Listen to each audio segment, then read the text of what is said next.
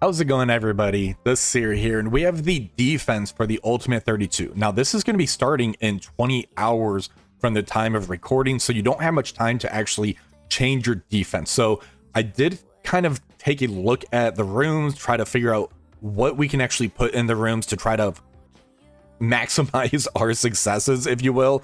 Ultimate 32, I don't usually do too great on. However, I do think this could kind of translate over to when we have the actual season. So with that being said, take a moment. Now, this one here was a very, very cool room that we got to experience during one of the 5C tournaments, and it was so impactful. It was right when the Starjammers team came out, and this shuts down Starjammers. So what do I plan on doing for this one? Well, we have a new Cosmic Crucible team called the Accursed team. I don't think this is going to hold up as well with the Accursed, and I'll kind of give my reasoning. So what's the mechanics? So on offense and defense, all characters lower their focus by 5,000% damage and 50%, or lower their focus by 5,000% and damage by 50% for any non-Mephisto character that takes a turn before any character on defense. Basically, on offense, you want to go slower. That way your opponent can get their first turn in, and then you can kind of go. I'm looking to do this. Now, I know a lot of people don't have Xavier, so right off the bat, you're going to say, well, I can't really do that. I'm going to give you a couple of other options after this, so please hang in there for me. So what we have is going to be Black Knight. He's going to have that extra 50% damage, which doesn't really count to anything because his Retaliate is based off his max health. However, he's going to have 5,000% extra focus, meaning that it's going to, or minus 5,000% extra focus, means it's going to be so difficult to try to get those charges off of him and the taunt and everything. So it's going to be a nightmare to get through him. We have the duo of New Emma and Xavier. Basically, New Emma stopping the speed, Xavier stopping the turn meter. We have Odin in here, who is a particular fast character, same with Xavier and New Emma. However, people right now are trying to go with the fast meta and everything. Then we have Shadow King in here. Now, the thought process behind this defense is if you try to go in Starjammers, you're going to get destroyed. You need to go in with the slower team that can still handle Xavier. And if you have Xavier for offense, that means that your opponent can't really spawn in with the taunts, so you can try to go at the Xavier that way. So I do think this team is not unbeatable, but most people it's going to be kind of turtling up during the U32 portion. So I think that's what's going to end up happening. Now, the Accursed. I don't think the Accursed is going to end up beating this. The Accursed is slow enough to where they have the like 125 speed, 124, then 122. So you're going to be able to let your opponents go first, meaning that Odin's going to be specialing turn 1. Xavier's going to be doing a special turn 1, going into the Juggernaut, and then Odin's going to get the assist. Odin's going to do the special for the battlefield effect. Satana's going to cleanse it. That's fine and all. But there's also going to be the New Emma in there, the Shadow King. The Accursed team doesn't do well into Xavier, even though they don't really get the taunts. They kind of go all in. There's just too many targets. I don't think that's going to be reliable. I think realistically, this is going to end up being like a 1 or 2 sack type of room to really get through it. And then you still need the proper pieces to go through it. Now, if you don't have Xavier, you can end up sliding in Captain Britain.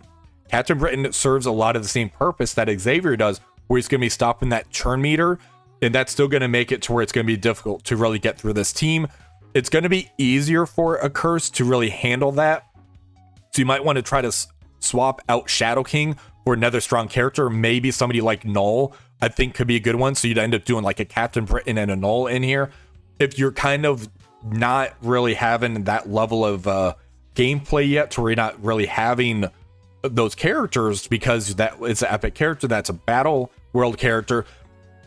Previously, I was doing a full Liberty team with the Super Scroll in here, and that did incredibly well because it was kind of a trap to where people would try to go in with the Cabal team, and because of having it to where they don't get the vulnerables on them on turn 1, it's very difficult to really take out that team with Cabal. So that is another option. So this one, slot in Captain Britain, or slot in Captain Britain and Null, or go Liberty Super Scroll is what I'm recommending for this one.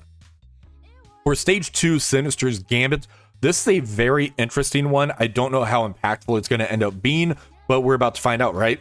So on defense and offense, all on spawn, your character with the highest health clones the enemy character with the highest attack. So what I have in here is going to be the Phoenix Force team. I have Thanos Endgame, I have Kahori, and I have Super Skrull. So I know this leaves it open to where you could go in with like a Illuminati team or a Starjammer team, Immortal X-Men, that type of thing. However, the highest health character is probably going to be a Thanos Endgame, I'm thinking in here, or a Kahori. They're both 3 diamond G20 for me. So they're going to be able to clone one of those characters. They try to go in with the Starjammers. You need the full team to get them to work. I mean, you can't really add in the Kahori to really stop the summon on there.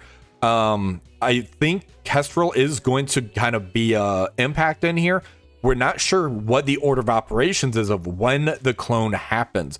So I do want to keep my Kestrel for offense just in case that does work, to where I can use that to stop the summon, then kind of go at it that way.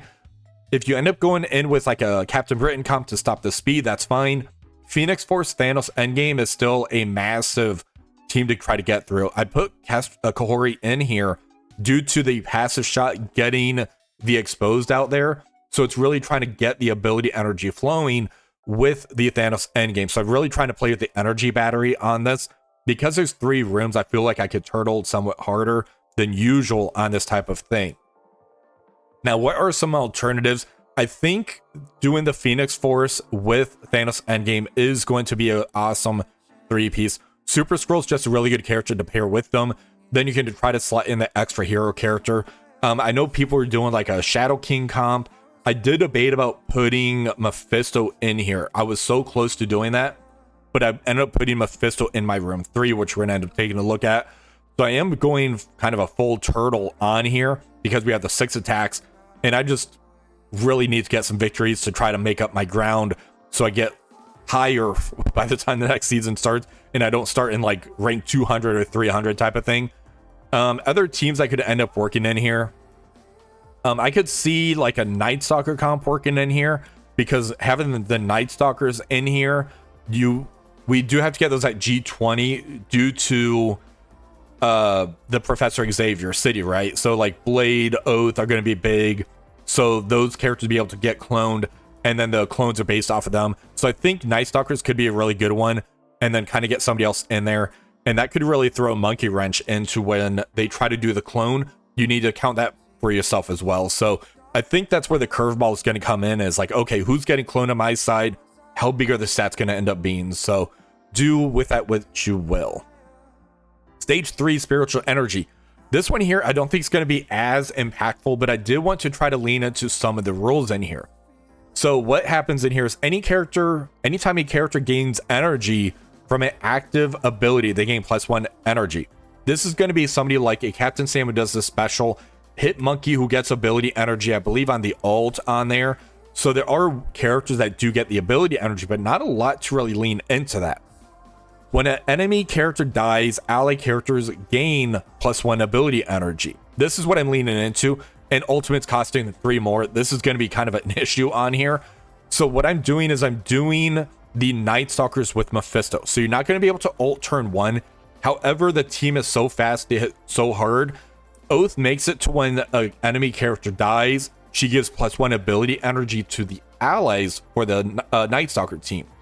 That means that when an enemy character dies, she's given 2 ability energy. That's the portion I wanted to lean into on here, and making it to where the ultimates cost 3 more. I'm not going to be able to ult turn 1 with Blade.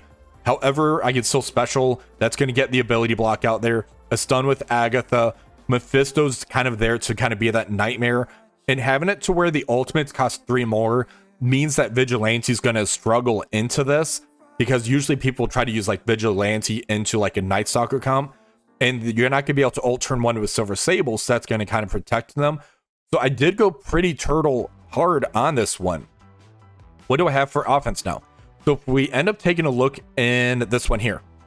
So what I have the we'll look at the save squads. I have a Starjammer team, I have a Immortal X-Men team, I have my own Illuminati, I have my Cabal team.